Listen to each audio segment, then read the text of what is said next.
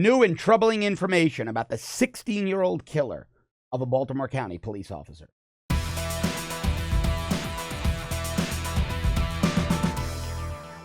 Yesterday, I brought you the details of police officer Amy Caprio, a Baltimore County police officer, murdered while doing her job. Well, now 4 suspects are in custody, all teenagers, and the murderer, the one who drove his vehicle purposefully into and over the officer, killing her.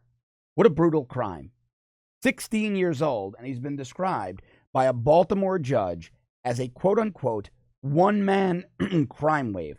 Now, we'll get to what he did in a moment, but the details of the case, now, if you recall yesterday, we were trying to figure out the details of the case, whether it was a burglary or a suspicious vehicle call, and I speculated that it was both after multiple 911 calls. That turned out to be the case. Certain callers called because there was a burglary in progress, which turned out to be the case. Others called because they found these 4 teenagers lurking near a home in this vehicle suspicious. I've personally been on those calls where it's been burglary, suspicious vehicle, burglary, suspicious vehicle. Quite common for law enforcement. And sadly, tragically, oftentimes it turns out to be nothing. Not in this case. Not in this case at all. Now, the department has released some information, and they said that the officer had responded to these calls. Donta Harris, the killer, and 3 others, according to sources in the police department and detectives, said that they, quote, they were involved in many burglaries in the area. And here's what the chief, Sheridan, of the police department said. They, quote, went inside stealing jewelry, cash, anything they could get their hands on. So with that kind of linkage, we believe that the 4 were acting together to commit these burglaries. Harris, the murderer, Donta Harris, admitted that he'd been waiting in the driver's seat of the Jeep Wrangler as other associates were in the process of committing a burglary. Now, when the officer approached the vehicle, he was responding, as we noted yesterday, around 2 p.m., to a call for a suspicious vehicle, looking for the car. I'm going to go on a limb here and assume that she had a detailed description of the vehicle, because people who call in a suspicious vehicle obviously see the vehicle, and they tend to give you a very detailed description of it, down to the license plate, the description of the occupants, things of that nature. The Baltimore County Police Chief Sullivan said she arrived and saw a black Jeep. He followed it into a courtyard where it stopped and turned around. Now it's facing her. Behind the vehicle, he pulls into a courtyard type area. The suspect vehicle does a U-turn. Now it's facing her patrol car. She steps out of her patrol car. And orders the driver of the Jeep to get out.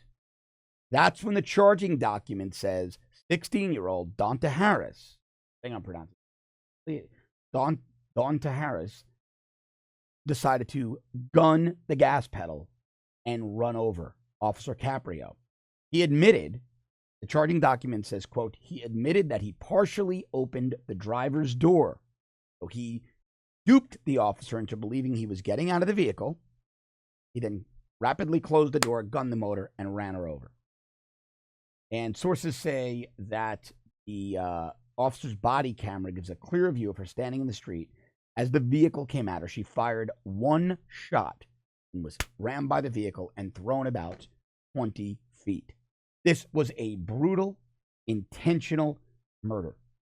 Chief then said that the Jeep struck her, ran over her.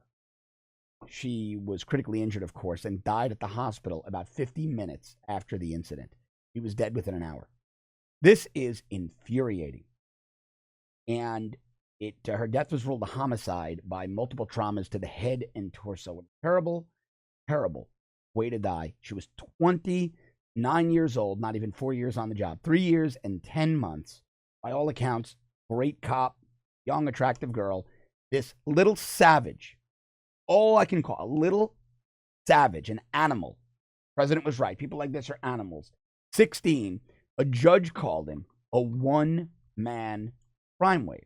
Now, let's dig into that. So the judge is arraigning this kid yesterday. His crime spree began in December. Let me read you a little bit about what this a pillar of the community, this budding, aspiring rapper, this high school football star, this honor student, because you know that narrative is going to come out. Let me read you something from somebody on Twitter, an investigative reporter in Baltimore at WMAR2 News, a guy named Brian Kubler. He's a reporter at MAR2 News in Baltimore. Prosecutors say Donta Harris was arrested 4 times for auto theft since December 2017. The last time he was sentenced to home detention in West Baltimore wearing an ankle bracelet. The state says he fled Gilmore Homes, like a home for juvenile delinquents, last week and stole the Jeep in question before using it to kill police officer Caprio. What is wrong with our criminal justice system? West Baltimore is just the worst of neighborhoods. But there is a problem, and I'm going to say it, and it's going to anger people. Young black men in the 13 to 25-year-old age range, of which Donta Harris, smack dab in the middle, account for about 0.7% of the U.S. population. 0.7, not 7%. They count for about 0.7, not even 1% of the U.S. population. Yet they're responsible for about 10% of all murders. Think about that. They're committing crimes. And when you break it down, 18 to 24, the number skyrockets. But they're committing crimes at a rate about 12 murder. They're killing at a rate about 12 times their representation in the population, according to the FBI and the U.S. Census Bureau. Give that number about a point either way, because we don't have the current 2017 crime stats yet. They'll be published in around September, October by the FBI. Their UCR comes out early fall every year. But there is a problem when a 16-year-old decides to kill a police officer to get away with a burglary with 3 accomplices. So the judge called him a one-man crime spree. A one-man crime spree. Judge Sally Chester said, quote, in the last one-man crime wave, in the last 6 months, to the attorney, no offense, but your client is a one-man crime wave. I'm not certain any juvenile facility is secure enough to hold him. Donta Harris answered the judge's question, said nothing else because it just got real. And the prosecutor said, quote, I will tell you, Judge, he did, in fact, confess. Now, Harris is being charged with adult first-degree murder. He faces life in prison, and he's scheduled for a preliminary hearing next month. I don't want to hear the arguments, oh, this poor kid, he had no guidance. Plenty of 16-year-olds out there have horrible childhoods. Plenty of them. They don't kill people. They don't kill people. Okay? They don't do it. They don't go on crime sprees and kill. They have other issues which are tragic. Some of these kids are severely depressed. Some are suicidal. Some are driven into prostitution. All very tragic. But very few go on crime waves and kill. Kill cops. Kill innocents.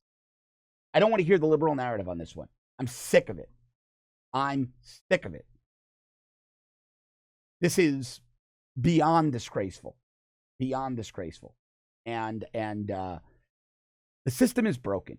The system is absolutely broken.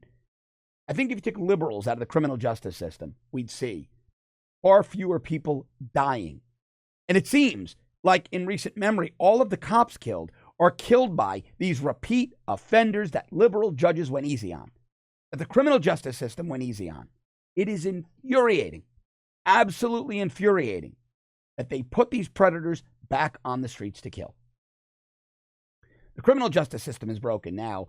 The House yesterday unanimously, well, not unanimously, but overwhelmingly, I should say, not unanimously, vote was 360 to 59, passed prison reform. And it was a bipartisan bill. And I don't have a problem with prison reform, the way the bill is worded. My fear is that the leftists are going to take it to a whole different level. And I'm going to tell you all about prison reform. We're going to go much deeper into the murder of this police officer on my longer show, Off the Cuff Declassified, today, right here on The Rebel. Stories like this are very frustrating, but they're also really important because we can't solve the problems we don't know about, right? And we have to dig into them and analyze them and try to provide solutions. So help me bring these to you every day by subscribing to our premium service at www.therebel.media/shows. Go to the App Store, download the Rebel app, and go to firescottisrael.com. Sign our petition, please. As always, thanks so much for watching.